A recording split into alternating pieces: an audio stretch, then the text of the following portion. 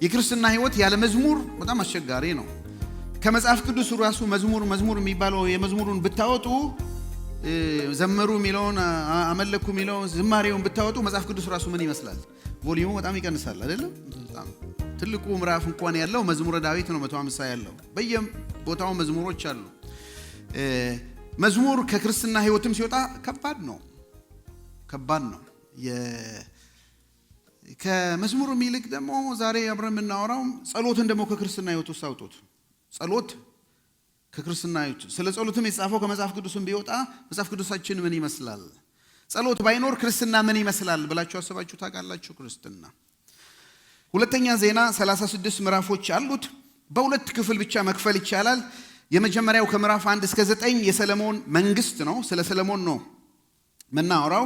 ከዛ በኋላ የይሁዳ ነገስታት በደቡብ ስላሉት ነገስታት ብቻ ነው። የሰሜኖቹን ትቷቸዋል። እሱን ዓላማውን መግቢያ ላይ ትንሽ ተናግሬያለሁ። በሚቀጥሉት ጊዜ ተናገራለሁ። ዛሬ ስለ ጸሎት ስለሆነ ብዙ መናወራው። ስለዚህ ከምዕራፍ 10 እስከ 36 የይሁዳን ነገስታቶችን በተለይ 20 ነገስታቶች ከነገሱ ከነሱ ደግሞ 6ቱን ሰፊ ጊዜ ሰጥቶ ተነስቷል። ዛሬ የሰለሞን መንግስት ነው። ከምዕራፍ 1 እስከ 9 ነው። 9ኙ ምዕራፍ አናይም። ግን ከሰለሞን መንግስት ላይ ሰለሞን የጸለያቸው ሁለት ጸሎቶች አሉ። ምዕራፍ 1 እና ምዕራፍ 6 እና 7 ላይ ሁለተኛ ዜና ሲጀምር 1 ላይ እንዲህ ብሎ ይጀምራል። አምላኩ እግዚአብሔር ከሱ ጋር ስለነበር እጅግ ስላገነነው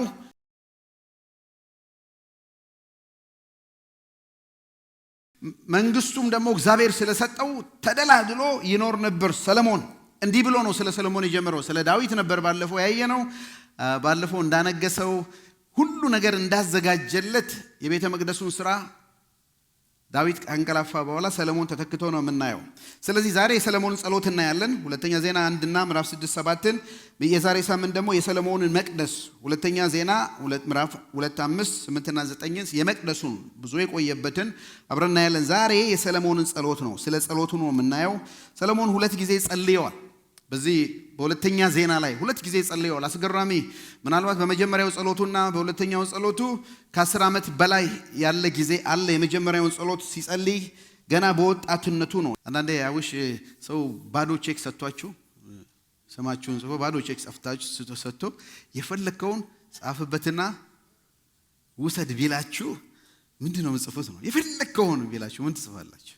ምንስ ይሄን ሰው ያልጎዳውም ኑሮና ያለውን ካቅሙ በላይ እናስባለን። ምንስ ምንናስብ ከሆነ ግን ብላንክ ቼክ ቢሰጣችሁ ምንድነው የምትጽፉት ማለት? እንደዚህ ነው እግዚአብሔር ያደረገው። ለሰለሞን ሰጠው። የፈለከውን ጠይቀኝ፣ የምትፈልገውን ነገር ጠይቀኝ ሰጣለሁ አለ። ዋው! ሰለሞን ምን ይመስል ነበር በዚህ ጊዜ? አባቱ ዳዊት ሞቷል፣ ተተክቷል። ወጣት ነው፣ ጎልማሳ ነው፣ የንጉስ ነው። አባቱ ዳዊት የሳለው ስዕል አለ። እግዚአብሔርም እንደ ልቤ ያለው ሰው ሁሉ የሚወደው ንጉስ ነው። ሰለሞን ተተክቷል። ምኑንም አያውቅም። በእድሜም ወጣት ነው። ስለዚህ አሁን የሚለምነው ልመና ምንድን ነው? ነገስታት ራሱ የሚለምኑት ልመና ምንድን ነው? ብዙ ነገር አሁን ተሳክቶላችሁ ጥሩ ቦታ ብትሄዱ ብትመረጡ ምናምን ብትሆኑ እኛ አሁን ፒኤም ብትሆኑ ፕሬዚዳንት ብትሆኑ የሆነ ነገር ብትሆኑ ስትደላደሩ ያው የምትለምኑት የታወቀ እድሜ ስጠኝ ነው አይደል? መጀመሪያ እድሜ ስጠኝ፣ ደግሞ እንዳው ኑሮዬን የሚመጥንም ነገር ሌላ ነገር ስጠኝ፣ ባለጠጋ ስጠኝ። ድህነት ያበሳጨን ስለሆን እንደው ባለጠጋ ብታረገኝ ብዙ ነገር እንለምናለን። ሰለሞን አስገራሚ የሆነ ልመና ነው የለመነው። ምንድነው ያለው? ድንገተኛም ነገር አልመሰለውም። ሰለሞን ይሄን ለምን ሲባል ያሰበበት ነው። ዳዊት ሲመራ የነበረው ነው። ህዝቡ ብዙ ነው፣ እንደ ምድር ትቢያ ብለዋል። በጣም ብዙ ህዝብ ነው። ልዩ ህዝብ ነው። 12 ነገድ ነው። ሐሳባቸው የተለያየ ነው። ይሄን ሁሉ በአንድነት አድርጎ ለመምራት ሲያስብ ሰለሞን ብቃቱን ተጠራጥሯል። እንደሚበቃ አላሰበም እና ለእግዚአብሔር ትንሽ ኢንትሮዳክሽን ይሰጠዋል። ያው አባቴ እንዴት እንደመራ ታውቃለህ፣ ተማግዘዋል። በጥበቡ እውቀቱ ብዙ ነገር መርቷል፣ ጥሩ ነገር አስተዳድሯል። ህዝቡን ደግሞ ታውቃለህ፣ ብዙ ነው። ብዙም ብቻ ሳይሆን አደገኛም ነው አይደለም? የኔ የአዲስ ኪዳን አስተማሪ ነበር። አገር ቤት ስማር ከናንተ ሁለታችሁ በአንድ ሐሳብ ተስማምታችሁ ከጸለያችሁ በሰማይ ሆኜ እሰማለሁ ያለው ኢየሱስ አለ ለሁለት አይሁዶች ነው አለ ሲነግር ነው። ፈስ ዘካ አይሁዶች ነበሩና ያ ቃል ሁለት አይሁድ ሆኖ በአንድ ሐሳብ መስማማት እንደሚከብድ ያቅ ነበር አለ። ምክንያቱም አንድ አይሁዳዊ ሲመጣ ቢያንስ 2-3 ሐሳብ ይኖረዋል። እንግዲህ ሁለት ሆኖ አንዱ ሁለት ሶስት ካለው ስድስት ምናምን ይኖራቸዋል። እና እኛ ተማሪ ነበርን ያኔ እንደ ልባችን እንናገር ነበር። አበሻ እንዲህ ወርቅ መሆኑን አላቅም ነበር።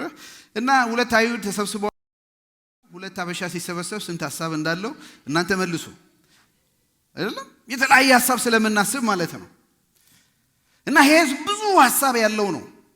ኦፒኒየን ሊደርም ነው አይደለም? ራሱ ሳኦልን እንኳን ያሳቱ ናቸው። ትዝ አይላችሁም? ህዝቡን በቃ ሊተወኝ ስል መስዋዕት አቀረብኩ ብሎ ሳኦልን በጣም ዲሲቭድ የሆነው ህዝቡ ትቶኝ ሊሄድ ነው ብሎ ነው ያቀረበ። እና ሰለሞን እባክህ ህዝቡ ብዙ ነው፣ እኔ ብላቴና ነኝ፣ ኢንኤክስፒሪየንስድ ነኝ፣ ምንም መርቼም አላቅም። አላየነውም ደግሞ ሰለሞን ሲመራም አላየነውም። ከዚህ ባንዴ ነው መጥቶ ትልቁ ላይ ቁጭ ያለው። እና እባክህን ለባሪያ ጥበብና እውቀት ስጠው ይልና አለዚያማ ይላል ይሄን ካልሰጠኸውማ ይሄን ካልሰጠኸኝማ ይሄን ካለ እንኳን እኔ ኤክስፒሪየንስድም እንኳን የሆነው ትልቅ የተባለው ሰው ሊመራው አይችልም። እግዚአብሔር እንዴት አየው ይሄንን ጸሎት? እና እግዚአብሔር የሆነ ያጋለጠው ነገር አለ ብዬ አስባለሁ። ባለፈው ነግሬያቸዋለሁ። ብዙ ነገስታት ወደ እግዚአብሔር ሲመጡ የሚለምኑት ይኸው እንደ ሌሎቹ ብልጽግናና ሀብት አልጠየከኝም። ሌላ የሚጠይቁት ነገር አለ። የጠላታቸውን ነፍስ ይጠይቁ ነው።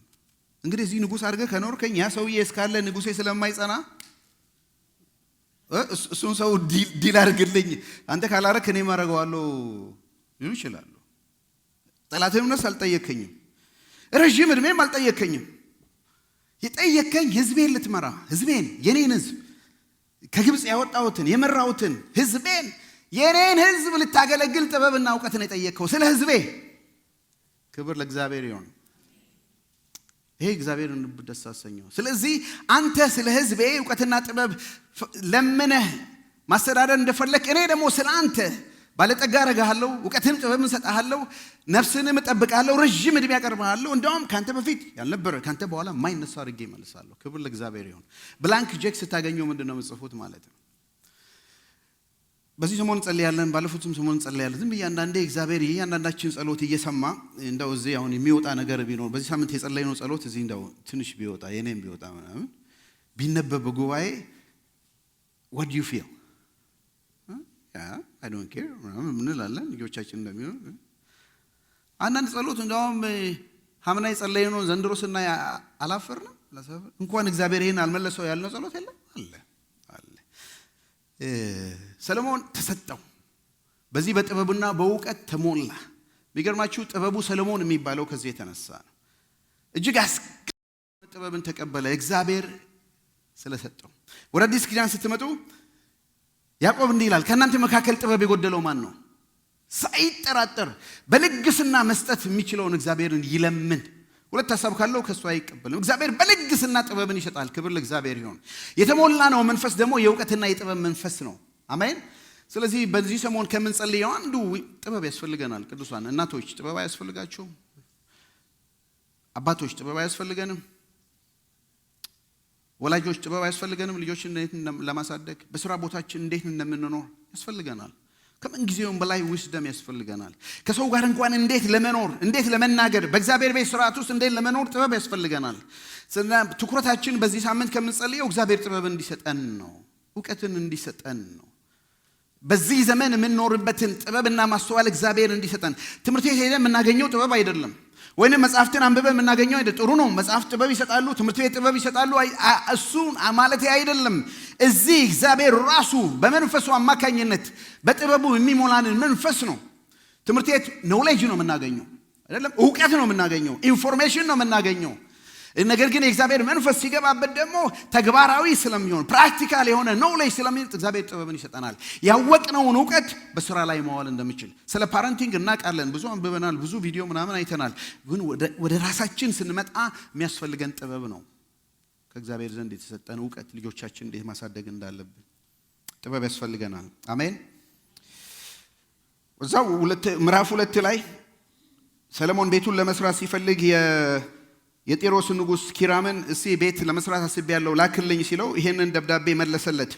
እንዲህ አይነት እውቀት ጥበብ ስላላዩ ላንተ ይሄንን ጥበብ የሰጠ የሰማይ አምላክ እግዚአብሔር ነው። እስራኤልን የወደደ ህዝቡን የወደደ እንዳንተ አይነት መሪ ለዳዊትም የሰጠው የዳዊት ወዳጅ ነበር እንዳትርሱ። ይሄ ሰው ኪራም ጥበበኛ ልጅ እግዚአብሔር ሰጥቶታል። ወገኖች ሆይ እውነተኛ ጥበብ እሺ ባይ ትሁት ገር ናት ይላል እዛው ያዕቆብ ላይ። ግን ትዕቢተኛው ሌላው ትዕቢት ከዳቢሎስ ነው፣ ከዓለም ነው፣ ከአጋንንት ነው የሚታበይ ትዕቢት ማለት ነው። ወገኖች ሆይ እግዚአብሔር የሰጠን ትዕቢት እሺ ባይ ናት። ሰማያዊ ጥበብ በምን ይለያል ብትሉ በትህትና የተሞላች በንጽህና የተሞላች ናት። የሰለሞንም ጥበብ እችን ትመስል ነበር። ሰለሞን ይሄን ለመነ፣ እግዚአብሔር ሰጠው። ጥበብ ያስፈልገናል። ሁለተኛው የሰለሞን ጸሎት እዚህ ላይ ነው ሰፋ ያለ ጊዜ ያለው። ረጅም ጸሎት በመጽሐፍ ቅዱስ ከተጸለየው መካከል ነው። ሁለተኛ ዜና 6 ላይ የጸለየው ነው። 7 ላይ እግዚአብሔር የመለሰለት ነው። 9 ላይ እንደውም የሱ ውጤት ነው ማለት ትችላላችሁ። ሁለተኛው የሰለሞን ጸሎት የመጀመሪያው ስለ ጥበብ ነው። አሁን ቤተ መቅደሱን ሰርቶ ከጨረሰ በኋላ ነው። ቤተ መቅደሱን የሚቀጥለው ሳምንት ነው የምናየው። በጸሎት በቲም አብረን እንድናየው ነው። ወደ ምዕራፍ 6 የገባ ነው። ምዕራፍ 2 3 4 እና 5 ቤተ መቅደሱን ሲሰራ ነበር። የዛሬ ሳምንት እናያለን። ቤተ መቅደሱን 7 ዓመት ሙሉ ፈጅቶበት ከሰራ በኋላ ሰለሞን የጸለየው ጸሎት ነው። እንደ ሳኦልም ያልተገባውን ስራ እንደ ዖዝያም ያልተገባውን ስራ አላደረገም። ከመቅደሱ ውጪ መድረክ ሰራ። ትንሽ ከፍ ያለ ቦታ አይደለም፣ 5 ክንድ ከፍታው ደግሞ 3 ክንድ የሆነ እንደዚህ አይነት ስቴጅ ሰራ ማለት ነው። ቆም ብሎ እንዲታይ። ከዛ እዛ ላይ ወጣ፣ ቆመ፣ እጆቹንም ዘረጋ። በኋላ ተንበርክኮ እንዲህ ብሎ ጸለየ። ነገሥት ላይ ስናጠና ትዝ ይላችሁ እንደሆነ ሰለሞን እጆቹን ዘርግቶ ጸሎትን ጀመረ ይላል። ጸሎቱ ሲያልቅ ደግሞ ከተንበረከከበት ተነሳ ይል ነበር እና እጆቹን ዘርግቶ የቆመው ሲጨርስ ግን ተንበርክኮ እንደነበር ያሳያል። በመካከሉ የእግዚአብሔር ሀሎት አግኝቶት እንደሆነ ያስባሉ የመጽሐፍ ቅዱስ አስተማሪ። ይሄን አይተናል። ነገሥት ላይ ቁጥር 13 ወረድ ብሎ በመድረኩም ላይ ወጥቶ በመቆም በመላው የእስራኤል ጉባኤ ፊት ተንበርክኮ እጆቹን ወደ ሰማይ ዘረጋ። እንዴት እንጸልይ የሚለው ይሄ ፖስቸር፣ የጸሎት ፖስቸር ምን ይመስላል? ለኛ ለኢትዮጵያኖች ተንበርክኮ መጸለይ እንደውም በጣም ቀላሉ፣ እንጸልይ ሲባል እንደውም ሰው መንበርከክ ነው አይደለም? እንደሱ ነው የሚደረገው። ብዙ ሀገር ግን እንደሱ አይደለም። እንዴት ነው መጸለዩ? አንዳንድ ዝም ብዬ ሳነብ ብዙ ሰዎች ግራ ገብቷቸው አያለሁ። ቁም ነገሩ የመንበርከክ ያለ መንበርከክ አይደለም። ጸሎት የልብ ጉዳይ ነው። ግን ያው ብዙ ጊዜ እንጸልይ ሲባል ምንድን ነው የምናደርገው? እንጸልይ ሲባል ምንድን ነው የምናደርገው? አንገታችን፣ ልጆቻችንም አሁን ስንጸልይላቸው እንደሱ ነው። ጸልይ ሲባል አንገታቸው ኦኬ፣ bow your head, close your eyes። እነዚህ ሁለት ነገሮች ናቸው። አንገታችንን ዝቅ፣ አይናችንን ጨፍን። አንገታችን ቀና፣ አይናችንን አፍጠን ከሆነ ጸሎት የለም ነው አይደለ? ወደ ላይ ይሆን። ይሄ የለመድነው ፖስቸር ነው።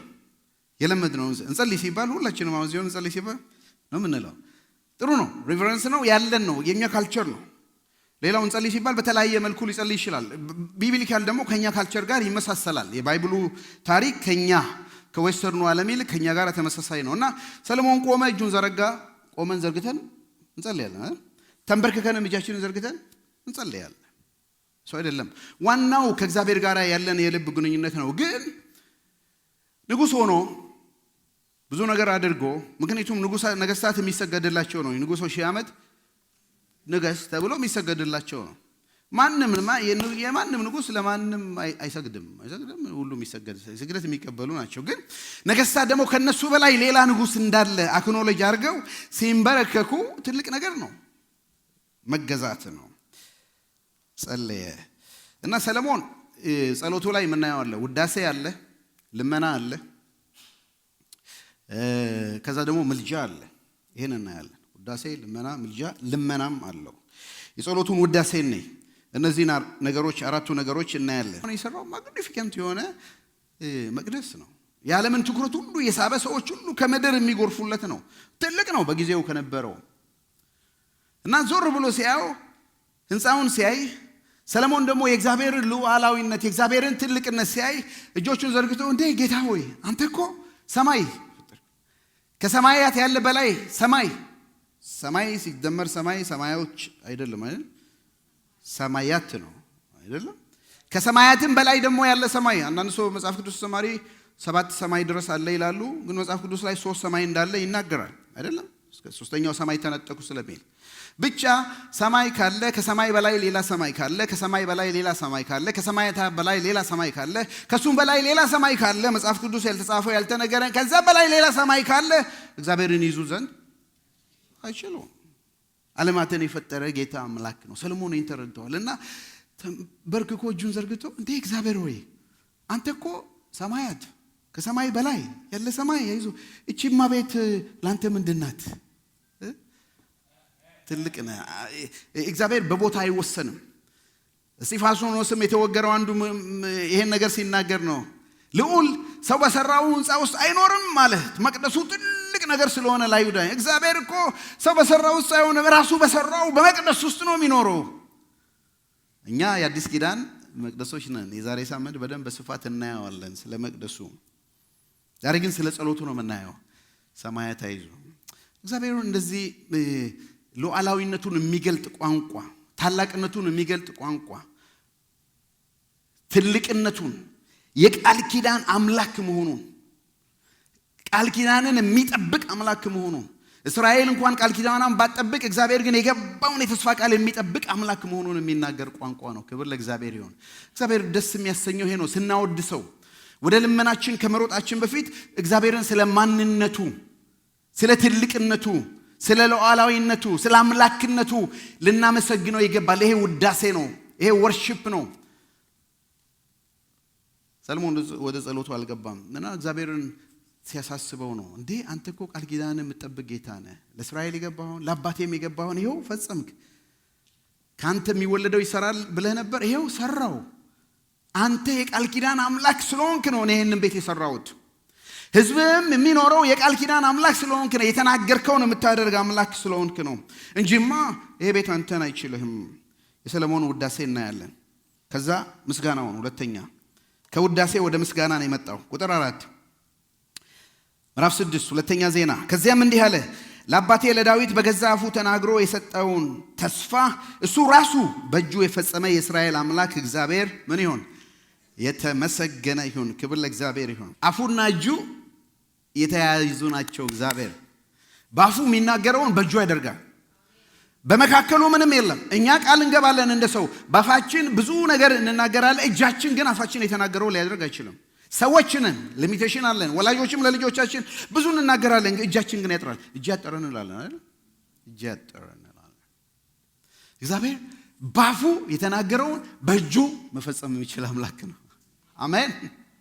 ይናገራል፣ ያደርጋል። እንደውም ዘፍጥረት ጋር ገና ሲተዋወቀን ዘፍጥረት 1:1 ላይ እግዚአብሔር በመጀመሪያ ሰማይና ምድርን ፈጠረ እያለ እንዴት ነው የፈጠረው? እግዚአብሔርም ብርሃን ይሁን አለ፣ እነሆ ሆነ።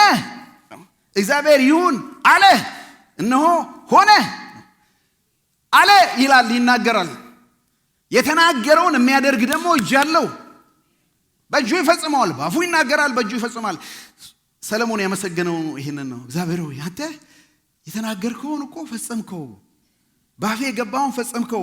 ስለዚህ እግዚአብሔር አምላክ አመሰግንሃለሁ። የነገርኩህን እስካደርግልህ ድረስ የነገርኩሽን እስካደርግልሽ ድረስ በሚለው ጊዜ አለ አይደለም? እግዚአብሔር የተናገረን ብዙ ቃል ኪዳን አለ። ምን ጠብቀው ግን በመካከል መጠበቅ የሚባል አለ። እግዚአብሔር የተናገረው ያደርጋል፣ የተናገረው ይሆናል።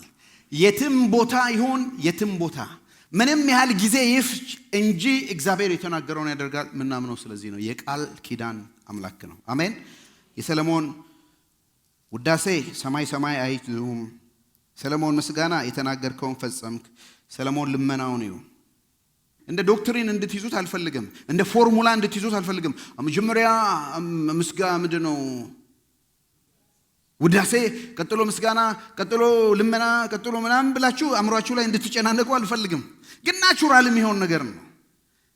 ናቹራል የሚሆን ነገር ነው። እግዚአብሔርን ልናመሰግነው ይገባል። ስንወድ ሰው እኮ ከምን ለምነው ልመና ጋር የተያዘ ነው አይደለም? ምናልባት ኃጢአት የሰራ ሰው ወደ እግዚአብሔር መጥቶ ከመጸለዩ በፊት እግዚአብሔር ሆይ ኃጢአቴ ማረኝ ከማለቱ በፊት እግዚአብሔር ሆይ አንተ የምሕረት አምላክ ነህ። የቀደሙትን ከኔ በፊት የነበሩትን እነ ዳዊትን ሁሉ ኃጢአት ሲሰሩ ምረሃቸዋል። አሁን ልመናው ይመጣል። እኔንም ማረኝ። ጥሩ አይደለም? ጥሩ ነገር እኮ። ስለዚህ አሁን ልመናውን ይደረድራል። እባክህ ልመና በዚህ ቤት ይቀርባል። አድምጥ፣ አይኖች ይዩ፣ ጆሮች ያድምጥ። ወደዚህ ቤተ መቅደስ አይኖች ሌሊትና ቀን የተከፈቱ ይሁኑ። እዚህ ቤተ መቅደሱ ሰዎች ይፈልጉሃል፣ ህዝብ ይፈልጉሃል፣ እስራኤል ይፈልጋል፣ አሕዛብ ሁሉ በኋላ እንመጣለን ይፈልጉሃል። እባክህ እዚህ ቤተ መቅደሱ ስለሚጸለየው ጸሎት አይኖች ሁሌ ቤተ መቅደሱን ይዩ፣ ጆሮች የተከፈቱ ይሁኑ። የሰለሞን ልመና ይሄ ነው። ምንድነው? ባጭር ቃል እባክህን ህዝብህ እዚህ ቤት መጥቶ የሚለምንህን ልመና እንድትሰማው እለምንሃለሁ።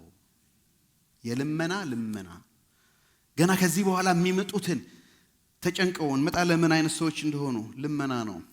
የሰለሞን ምልጃ በጣም ልቤን የነካው ረጅምም ቦታ የጸለየው ሰለሞን ስለ ምልጃው ነው። ብዙ ምልጃ ነው። መጽሐፍ ቅዱስ አስተማሪዎች ሲያጠኑም እናንተም ስታጠኑ ከ10 በላይ ምልጃ አለ።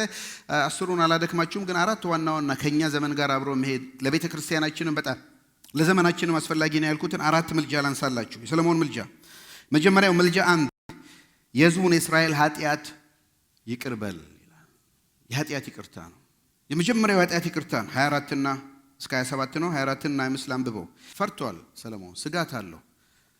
እስራኤል ሕዝብ በድሎት እግዚአብሔር ደግሞ ሕዝቡን ለጠላት አሳልፎ ሰጥቶ ከምድራቸው እንደሚነቀሉ ማልዷል። አልሆነም? ሆኗል። ግን ባሉበት ቦታ ሆነው ይቅርታ ቢጠይቁ መልሳቸው ወደዚህ ምድር አይደል? አልጸለዩም? ጸለየዋል። አልተመለሱ? ተመልሰው። የሰለሞን ጸሎት ተሰምቷል? ተሰምቷል። ይቀጥላል 26 አንተን ከመበደላቸው የተነሳ ሰማዩ ተዘግቶ ዝናብ ሳይዘንብ ቢቀር ነገር ግን ወደ አንተ ቢመለሱና ኃጢአት ይቅርታ ቢጠይቁ ዝናብን አዝንብላቸው ምድርን ፍሬዋን ታፍራ ብሎ ለምኗል። አልሆነም? ሆኗል። ሁለተኛ ምልጃ 2 የመጀመሪያው የኃጢአት ይቅርታ ነው። ሁለተኛው የሕዝብን ሲቃና ሰቆቃ ተመልከት ነው። ይሄ ከምን ጊዜውም በላይ እኛ እንደ ኢትዮጵያ እንደ ኤርትራ አሁን ከምናልፍበት ነገር ልንጸልየው የሚገባ ነገር ነው። 28 እግዚአብሔር ሆይ አንተን ከመፍራት ርቀው ሕዝብህ ቢበድልህ ሕዝብን ደግሞ አሳልፈህ ብትሰጥ ሕዝብህ በበሽታ ቢመታ፣ በቸነፈር ቢመታ፣ በረሃብ ቢመታ፣ በደዌ ቢመታ እያንዳንዱ ሰው ግን የልቡን ጭንቀት እና ህመም አውቆ ካለበት ቦታ እጆቹን ወደዚህ መቅደስ እንኳ አዙሮ ቢጸልይ እባክህ በማደሪያ በሰማይ ሆነ ስማ። የሰለሞንን ኢንተርሴሰር የሆነውን ልመናውን ይሁ፣ ምልጃውን ይሁ። ንጉሥ ሆኖ እግዚአብሔር መንፈስ ቅዱስ በሱ ሆኖ ነው የሚማልደው። ኦፍ ኮርስ እባክህ ህዝብህ አንድ ቀን ይበታተናል። በራብ ያልቃሉ፣ በቸነፈር ያልቃሉ፣ በስቃይ ያልቃሉ፣ በደዌ ያልቃሉ። እባክህ እግዚአብሔር ሆይ የትም ቦታ ይሁን ካሉበት ቦታ እጆቻቸውን ወደዚህ አንስተው። በነገራችን ላይ ዛሬ ብዙም አይሁዳውያን በየቦታው ያሉ እጆቻቸውን ወደ መቅደሱ ዞረው ነው አይደለም ይጸልዩት። ለምሳሌ ዳንኤልን እናስታውሰው። ማንም ሰው እንዳይጸልይ ተብሎ ሕግ በወጣ ጊዜ መስኮቱን ከፍቶ ትይዩ ወደ መቅደሱ ይጸልያል ነበር። የሰለሞን ጸሎት ምላሽ ነው። እግዚአብሔር አልሰማውም? ሰምቶታል። 70 ዓመት የባቢሎን ምርኮ በሚያልቀውን አስተዋልኩ ብሎ ከተናገረ በኋላ ቢጸልዩም ይመለሳሉ ስላለ ዳንኤልም ጸለየ። እግዚአብሔር አልመለሳቸው? መለሷቸዋል። ወገኖቼ በትውልድ መካከል የሚሰራ ጸሎት ጸልየን እንድናልፍ ነው እኔ ጸሎቴ። ዛሬ እዚህ ምን ጸልየው የዛሬ ዓመት፣ የዛሬ 10 ዓመት፣ የዛሬ 20 ዓመት የሚቀጥለው ትውልድ ጄነሬሽን ዳኒ በነ ዳኒ በኋላ የሚመጣው ጄነሬሽን ትውልድ ሁሉ ጄነሬሽን ተነስቶ የመጀመሪያ ቤተ ክርስቲያን ማይ ግራንድ ፓረንት ማይ ግሬት ግሬት አያቴ ቅድመ አያቴ ምንጅላቴ እነሱ የጸለዩት ጸሎት አይ ሪሜምበር ማይ ግራንፓ አይ ሪሜምበር ማይ ግራንማ እንዲሉ እነሱ የጸለዩልኝ ጸሎት ነው ዛሬ የሚያኖረኝ እንዲሉ ለትውልድ የሚሆን ጸሎት እንጸልይ ያስፈልጋል። በጣም ተይዘናል አይደለም? በብዙ ነገር ጸሎታችንን ስናየው እዚሁ እኛው ጋር ብቻ የ2025 ብቻ ምናልባት የ2026 በብዙ ነገር ተጋርደን ወጣ እንኳን ብለን አናይም። እንኳን ለትውልድ ልንጸልይ በማስቸጋሪ ነገር ውስጥ ነው ያለነው። በራሳችን ነገር ኮንሱምድ ሆነናል፣ ተውጠናል። ጸሎታችን ሁሉ ስናይ እኛ ሰልፍ ሴንተርድ የሆነ ነው። በእኛ ዙሪያ ነው በቃ ሁሉ ነገር። እኔ ከሞት ኮዴ ሰርዶ አይብቀል ልጅ እንደተባለው ማለት በእውነት ሲቃና ሲቃ፣ መቆቃ፣ ሶቆቃ፣ በሽታ፣ ደዌ፣ ቸነፈር የጠገበ እንደኛ ማን አለ? ዳበሻ ማን አለ? ለትውልድ ልንጸልይ ይገባል ወገኖች። በእነዚህ 7 ቀን ስንመጣ 6 ቀን ጸኑት። ስለ ትውልድ ነው የምንጸልየው። ስለ ኔሽንስ ነው የምንጸልየው። ስለ ሀገራችን ነው የምንጸልየው። ስለ ህዝባችን ነው የምንጸልየው። እዚህም ስላለው ትውልድ ነው የምንጸልየው። እግዚአብሔር ሆይ ከማደሪያ ሆነ ስማ። ምልጃ 3 በጠላቶቻቸው ፊት ፍትህ ደግሞ አጎናጽፋቸው ይላል። በጠላቶቻቸው ፊት ፍትህን ስጣቸው። 34ን ይሁ ጠላት በክፋት ወሯት ህዝቡን ያስጨነቀ ከሆነ እባክህ እግዚአብሔር ሆይ ስማ፣ ለህዝብ ፍትህ አድርግ። እነዛ በጦርነት እነዛ በሰረገላ ላይ ይታመናሉ፣ እኛ ግን በአምላካችን በእግዚአብሔር ለዘላለም እንታመናለን። እና ለፍትህ ይጸልያል። ለሚቀጥለው ትውልድ ለፍትህ፣ ለእኩልነት፣ ለነጻነት ይጸልያል። እባክህ ህዝብህ በሌላ በጣም ዶሚናንት በሆነ በታወቁ አገልጋዮች ምናልባትም የሱ ጸሎት ነው ከነ ባቢሎን ከነ እንደዚህ በኋላ ከሚመጡት ሁሉ እግዚአብሔር የታደጋቸው አሜን። በጠላት ከጠላታቸው እንዲድኑ አራተኛውና የመጨረሻው ምልጃ ቁጥር 32 እና 33 የምድር ህዝቦች ሁሉ ስምህን እንዲያውቁ። የምድር ህዝቦች ሁሉ ስምህን። አሁን ለእስራኤል ብቻ ሳይሆን ሰለሞን ምን አይነት አእምሮ የተባረከ እንደሆነ ነው የሚጸልየው ነው። አንተን የማያውቅ ሰው ከህዝብ ከእስራኤል ነገድ ያልሆነ ከ12 እንዳውም ለህዝብ እንግዳ ስትሬንጀር ባዕድ የሆነ ሰው ቢመጣ ስለ ታላቁ ስምህ ሰምቶ ቢመጣ ቃላቱን ነው ስለ ታላቁ ስምህ፣ እሺ፣ ስለ ጠንካራይቱ እጅህ፣ ስለ ተዘረጋችው ክንድህ። ዋው!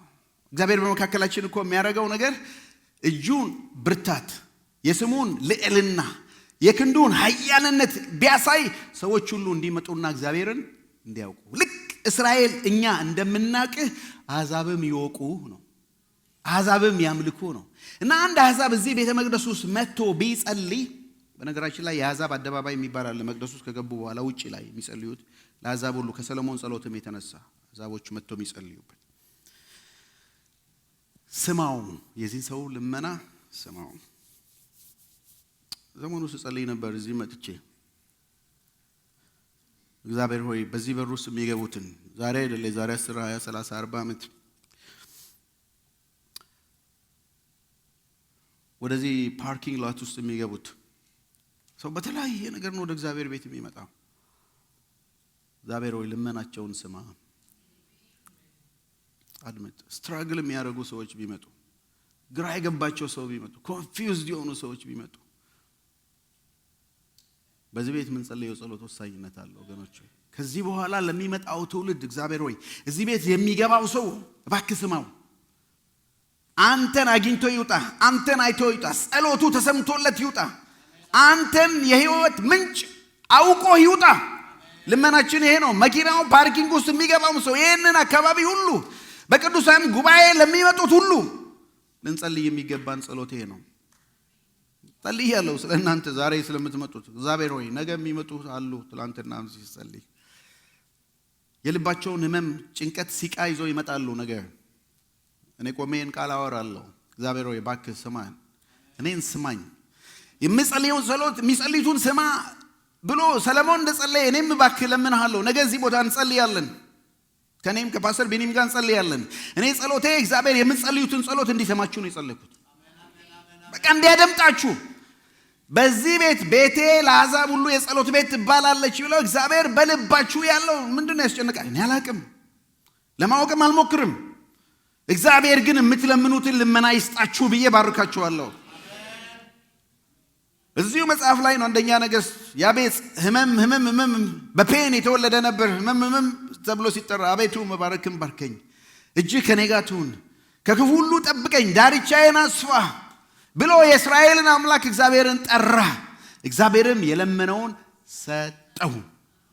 ይሄ ቦታ የምትለምኑት የሚሰጣችሁ ቦታ ይሁን። በእግዚአብሔር ፊት የምታለቅሱት እንባችሁ የሚታበስበት ቦታ ይሁን። ከዚህ ወዴት እንሄዳለን? ከጸሎት ቤት ወዴት እንሄዳለን? በእግዚአብሔር ፊት ከማስተዋወቅ ምንድነው የሰማችሁት ሪፖርት? በዚህ ዊክ የሐኪም ሪፖርት የሥራ ሪፖርት ዲፖርቴሽን ሌተር ብዙ ቦታ እያገኙ ነው። ከሥራ መቀነስ ነው። ሥራ ማጣት ነው። ልጆቻችሁ በሚያልፉበት ስትራግል ነው። ልጆቻችሁ በሚታመሙት ህመም ነው። ምንድነው ልባችሁን ያከበደው? ዛሬ እግዚአብሔር አምላክ የምትለምኑትን ልመና ይስማችሁ። በእነዚህ 7 ቀን የምንጸልየውን ጸሎት እግዚአብሔር ይስማን፣ ያድምጠን፣ ይለመነን። ስለዚህ ነገር እግዚአብሔርን ለመንን እሱም ተለመነን እንደሚል እግዚአብሔር ይለመነናል፣ እናምናለን። ቤቱ የጸሎት ቤት ነው። ምድያውን ምዕራፍ 9 አይ ቲንክ የዚህ የሰለሞን ጸሎት ምላሽ ነው ብዬ አመንኩኝ። ሁለተኛ ምዕራፍ 9 ላይ የሳባ ንግስትን ታሪክ ነው የሚያወራው። ልብ በሉ ቁጥር 5 ንጉሱንም እንዲህ ያለችው ሳባ ናት። ንግስት ሳባ ስለተናገርካቸው ነገሮች ስለ ጥበብህ በአገሬ ሳለሁ የሰማሁት እውነት ነው። ይሁን እንጂ መጥቼ የነገሩኝን በዓይኔ እስካይ ድረስ አላመንኩም ነበር። በእርግጥም የጥበብህ ታላቅነት እኩሌታውን እንኳ አልተነገረኝም። እኔ ከሰማሁት ዝና እጅግ ይልቃል። እሱ ጸልዮ ነበር አይደል? ፍትህ እንዲሰፍን ብሎ ጸልዮ ነበር። አሁን የጸሎቱን መልስ ነው የምትነግረው። ከሌላ ከሩቅ ሀገር የሰለሞን ጥና ዝበብ ሁሉ ሰምታ መጣችና እንዴ ግማሹንም አልነገሩኝም እኮ እነዚህ ሰዎች ነግረውኛል ብዙ ነገር፣ ግን ግማሹንም መጥቼ ያየሁት ልዩ ነው። እግዚአብሔር ይህን ጥበብና እውቀት ሰጥቷል። ህዝቡን ደግሞ አንተ እግዚአብሔር እንዴት ወዶታል። ካንተ ጥበብን የሚሰሙ ዘወትር ሹማምንትህ እንዴት የተባረኩ ናቸው። ይህን ጥበብ ሁሉ የሚያዩ ይህን ሁሉ ደግሞ ያደረገ አምላክ የእስራኤል አምላክ እግዚአብሔር የተባረከ ይሁን። አሜን አሜን አሜን አሜን አሜን። አምላክ ብሩክ ይሁን። እሱ ለእስራኤል ያለው ፍቅር የጸና ነው። ሃሌሉያ። አደነቀችው። የጥበብ ሰው ነህ፣ ግማሹንም አልነገሩኝም። ታዲያ ይህ ታሪክ የማን ነው? ወንጌል የታለ ነው የምትሉኝ? ክርስቶስ የታለ ነው የምትሉኝ? ሁለተኛ ነገሥት ውስጥ በሰለሞን ጸሎትና ታሪክ ቤተ መቅደስ ውስጥ እንዲህ ይላል ማቴዎስ 12:42 ለሰለሞንን ጥበብን እንኳን የሰጠው እሱ ነው። አላወቀችውም። የሰለሞን ብቻ መስሏታል። ለነገር ግን ለሰለሞንን አባቱን ከእሴይ ዘር ቁጥቋጦ ይወጣል። የእግዚአብሔር የጥበብ የእውቀት የማስተዋል እግዚአብሔርን የመፍራት መንፈስ ያርፍበታል የተባለው በዳዊት ላይ ከዳዊት ዘር የሆነ የእግዚአብሔር ልጅ ኢየሱስ ክርስቶስ ነው። ከሰለሞን የሚበልጣል ለዚህ። እሱም የእግዚአብሔር ልጅ ኢየሱስ ክርስቶስ ይባላል። ሊመለከቱት ከምድር ሁሉ ይጎርፉ ነበር። ኢየሱስ ክርስቶስ በምድር ሲመላለስ ያደረገውን ነገር ለማየት ከሰፈራችን አትሂድ፣ አብረኑ ከተማችን ቆይ ይሉት ነበር። እሱ ግን ወደ ሌላ ወጣለሁ እንዳለ ዮሐንስ 17:20 ላይ የኢየሱስ ክርስቶስን ምልጃ እናያለን። የነሱን አለ ስለ ደቀ መዛሙርቱ ከጸለየ በኋላ ትምህርት ተቀብለው የደቀ መዛሙርትን ትምህርት ተቀብለው በእኔ ለሚያምን ጭምር እንጂ በእኔ ለሚያምኑ ጭምር እንጂ ለነዚህ ብቻ አልጸልይም። ደቀ መዛሙርቱ የሚያወሩትን ሰምተው ከነሱ በኋላ ለሚመጣው ትውልድ ለነሱም ጭምር ነው መጸልየው እንጂ እዚህ ላሉት ለ12 ብቻ አይደለም፣ ለሚመጣው ትውልድ ሁሉ ጸልያለሁ። ልክ ሰለሞን በቤተ መቅደስ ሆኖ አሕዛብ ሁሉ ሰምቶ ከወገን ያልሆነ ቢመጣ ቢጸልይ ስማው እንዳለ ኢየሱስ ክርስቶስም የምልጃ ጸሎቱ ላይ ዮሐንስ 17 ላይ ወደ መስቀል ከመሄዱ በኋላ የመጨረሻ የጸለየው ጸሎት ላይ ለኛም ጸልየዋል። ለነዚህ ብቻ አይደለም ለሚሰሙ የሱ የጸሎት መልስ ነን። ይሄ ብቻ አይደለም፣ በመስቀል ላይ ሆኖ እንዲጸልየዋል። ንጉሱ ሰለሞን በቤተ መቅደስ ተንበርክኮ የማለደውን ምልጃ የነገስታት ንጉስ ኢየሱስ ክርስቶስ በመስቀል ላይ ተንጠልጥሎ እንዲህ ብሎ መልስ። ኢየሱስም የእግዚአብሔር ልጅ ኢየሱስ ክርስቶስ በቀራንዮ መስቀል በጎልጎታ በመስቀል ላይ ሆኖ የጸለየልን ይሄ ነው። የሚያደርጉትን አያውቁምና ይቅር በላቸው። የዛ ጸሎት ምላሽ ነን። የዛ ጸሎት ፍሬዎች ነን። የጌታ ኢየሱስ ክርስቶስ ከሰለሞን የሚበልጥ አለ። የሰለሞን ምልጃ ንግሥት ሳባን ሌሎችም ነገስታት አትራክት አድርጎ ሊሆን ይችላል። የእግዚአብሔር ልጅ ኢየሱስ ክርስቶስ የመስቀል ላይ ምልጃ ግን ዓለማትን ሁሉ ከቋንቋ ከነገድ ከህዝብ ሁሉ የጠራ ያዳነ ሕያው የሆነ ምልጃ ነው። በደም የሆነ ምልጃ ነው። በሱ ዘንድ የሆነ ምልጃ ነው። ክብር ለእግዚአብሔር ይሁን። አሜን አሜን አሜን። ሰለሞን ጸሎቱን ሲዘጋ እንዲህ አለ። አሁንም አምላኬ ሆይ ቁጥር 40 በዚህ ስፍራ ወደ ቀረበው ጸሎት ዓይኖቼ የተገለጡ ጆሮቼ የሚያደምጡ ይሁኑ። አሁንም እግዚአብሔር አምላኬ ሆይ ተነስ፣ ከኃይል ታቦት ጋር ወደ ማረፊያ ግባ። እግዚአብሔር የመለሰውን ታውቃላችሁ? ምዕራፍ 7 ላይ ቁጥር 12 እንዲህ አለው። የሰለሞን ጸሎት ጥልቅ ነው። የእግዚአብሔር የጸሎት መልስ ደግሞ ድንቅ ነው። አስገራሚ ነው። አስገራሚ ነው። ሰምቻለሁ። ሰለሞን ይሄን ቦታ መርጬዋለሁ። ስሜ በዛ አለ፣ ልቤም በዛ አለ። ሰው የሚመጣ ሁሉ ሰምቻለሁ። ይቅር ብለኸኛል አይደል? ይቅር ብያለሁ። ዝናብ ስጥ ብለኸኛል፣ እሰጣለሁ። ምድሪቱ ፍሬ ታፈራለች። ግን አንድ ነገር እፈልጋለሁ። በስሜ የተጠራው ሕዝቤ ራሱን ያዋርድ፣ ፊቴን ይፈልግ፣ ከክፉ መንገዱ ይመለስ፣ ዘወትር በቤቴ ይለምን። ይሄ ከሆነ ኃጢአትን እቅር እላለሁ፣ ምድርን እፈውሳለሁ፣ የሚበላውን አመጣለሁ፣ ጤናን እሰጣለሁ፣ ሲቃና ሰቆቃን አስወግዳለሁ፣ ከሕዝቤ ጋር ሆናለሁ። ሰምቼሃለሁ፣ አድምጫለሁ፣ ዓይኖቼም ያያሉ፣ ጆሮቼም ይሰማል። ክብር ለእግዚአብሔር ይሁን። ታዲያ ምን እናድርግ? አንድ ነገር ብቻ ነው። ፊልጵስዩስ 4:6 ላይ ሰለሞን እንዳቀረበው በጸሎት በምልጃ ከምስጋና ጋር ልመናችንን እናደርጋለን፣ እናስታውቃለን። እነዚህ 6 ቀናት የማስታወቅ ጊዜ ነው። ለእግዚአብሔር የምናስታውቅበት ጊዜ ነው። ይዘን መተን ሸክማችንን፣ ጸሎታችንን፣ ይሄው ሸክሜ፣ ይሄው ጤናዬ፣ እኚው ልጆቼ፣ ይሄው ባሌ፣ እቹት ሚስቴ፣ ይሄው አገሬ፣ ይሄው ሕዝቤ፣ ይሄው የሥራዬ ጉዳይ ብለን ለእግዚአብሔር የምናስታውቅበት ሲዝን ነው። እንዲያመልጠን አንፈልግም። ጌታ እንዲህ ብሏል፣ ቤቴ ለአሕዛብ ሁሉ የጸሎት ቤት ትባላለች። ታዲያ እንዴት ነው የምንጸልየው በእነዚህ ሰሞን ካላችሁ፣ ትንሽ በልባችን ያለውን እንጸልያለን። እንደ ቤተ ክርስቲያን ግን በአንድ ቲም ሆነን እንድንጸልይ ያሳስባችኋለሁ። እናንተ እንዲህ ብላችሁ ጸልዩ። ጌታ የሰጠን ጸሎት ብዙ ነገር የሚይዝ ነው። ስለዚህ ነገ እዚህ ቦታ ስንመጣ በልባችን ጊዜን ከምንመጣው ጸሎት ውጪ እንጸልያለን። 1 ሰዓት በልባችን አብረን እንጸልያለን። ከዛ በህብረት እንጸልይ። ለልጆቻችን፣ ለትዳር፣ ለሥራ ቦታ ቅድስና ለእግዚአብሔር ብለን በቅድስና ዙሪያ መዝሙር ብንሰማም 2 ጥቅስ አለው። መሃል ላይ 2 ጥቅስ ሰጥቻችኋለሁ አይደለም? አንዱ እንደውም የኢሳይያስ ነው። ዛሬ ሚኪ ያነበበው ሙሉ አውዱን አንብቡ። ሰኞ ስሜ ይቀደስ ስለ ቅድስናው። ከዛ አንደኛ ጴጥሮስ 1:15 እኔ ቅዱስ ነኝ ቅዱሳን ሁኑ። 2 ክፍል አለ።